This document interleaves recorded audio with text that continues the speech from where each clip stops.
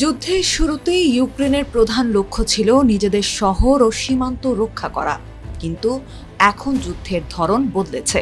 Kyiv শুধু সীমান্তে প্রতিরোধ গড়ে তুলছে না, বরং রাশিয়ার ভেতরেও একের পর এক কৌশলগত স্থাপনায় হামলা চালাচ্ছে।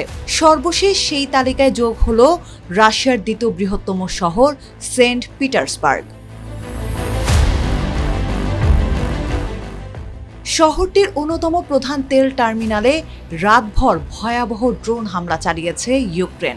দেশটির প্রেসিডেন্ট ভলোদিমির জেলেনস্কি হামলার বিষয়টি নিশ্চিত করে বলেন, ক্ষতিগ্রস্ত স্থাপনাটি রাশিয়ার যুদ্ধ তহবিলের রাজস্ব যোগানের অন্যতম প্রধান উৎস।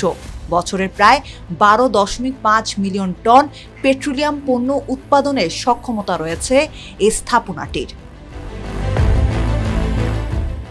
ব্রিটিশ সংবাদ মাধ্যম বিবিসির প্রতিবেদনে বলা হয়েছে, ক্রোনশতাতে অবস্থিত রাশিয়ার বাল্টিক নৌবহরের একটি গুরুত্বপূর্ণ নৌঘাঁটিও এই হামলার লক্ষ্যবস্তু ছিল, যদিও এই নৌঘাঁটিতে হামলার বিষয়ে এখনও আনুষ্ঠানিকভাবে কোনো মন্তব্য করেনি মস্কো।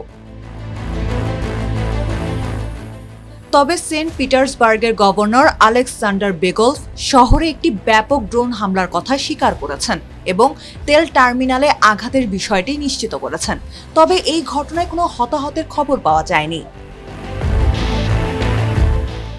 বেগলভ জানিয়েছেন, সেন্ট পিটার্সবার্গ এবং লেনিনগ্রাদ অঞ্চল জুড়ে 72টি ইউক্রেনীয় ড্রোন ভূপাতিত করা হয়েছে। হামলার পর শহরের 50 লাখের বেশি বাসিন্দাকে ঘরের ভেতরে থাকতে বলা হয়েছে। পাশাপাশি নিরাপত্তাজনিত কারণে মোবাইল ইন্টারনেট পরিষেবা ব্যাহত হতে পারে বলেও সতর্ক করা হয়েছে।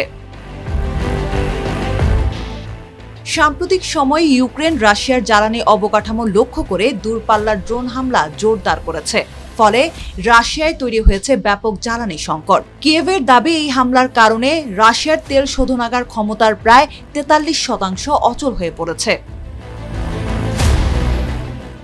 গত সপ্তাহে ইউক্রেনের হামলার কারণে জ্বালানির সংকট তৈরি হয়েছে বলে স্বীকার করেন রুশ প্রেসিডেন্ট ভ্লাদিমির পুতিন। পরিস্থিতি সামাল দিতে 4 জুলাই অভ্যন্তরীণ বাজারে জ্বালানির সরবরাহ বাড়ানোর জন্য একটি নতুন বিলে স্বাক্ষরও করেছেন তিনি। এদিকে রাশিয়ার প্রতিরক্ষা মন্ত্রণালয় জানিয়েছে, তারা রাতভর এবং সকালে ইউক্রেনের ছোড়া 500টিরও বেশি ড্রোন ও ক্ষেপণাস্ত্র ভূপাতিত করেছে। মস্কোর দাবি, গত 2 জুলাই কিয়েভে রাশিয়ার প্রাণঘাতী হামলার ক্ষয়ক্ষতি এবং কোস্তিয়ান্তিনিভকায় ইউক্রেনীয় বাহিনীর কথিত বিপর্যয়কর ব্যর্থতা এবং দেশটির জনগণ ও বিদেশি মিত্রদের দৃষ্টি সরিয়ে নিতেই জেলেনস্কি এই হামলাকে বড় করে প্রচার করছেন। রাশিয়ার বেসামরিক স্থাপনায় ইউক্রেনের এই হামলার কঠোর জবাব অবশ্যই দেয়া হবে বলেও হুঁশিয়ারি দিয়েছে মস্কো।